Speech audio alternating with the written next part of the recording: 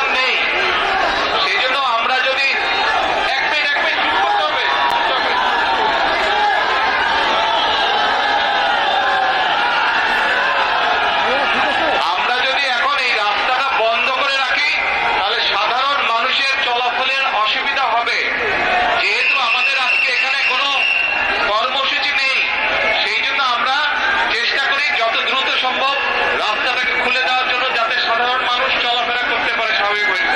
ইনশাল্লাহ আপনাদের সাথে কর্মসূচি যখন দিব ইনশাল্লাহ আপনাদের সামনে তখন বক্তব্য রাখবো। সকলে দোয়া করবেন, ইনশাল্লাহ আমিও দোয়া করি সকলে ভালো থাকেন। আর একটি কথা, আমাদের যার যতটুকু অবস্থান আছে সেখান থেকে আসুন, আমরা আমাদের দেশটাকে নতুন করে গড়ে তোলার চেষ্টা করি। যার পক্ষে যতটুকু সম্ভব আমরা সচেষ্ট হই।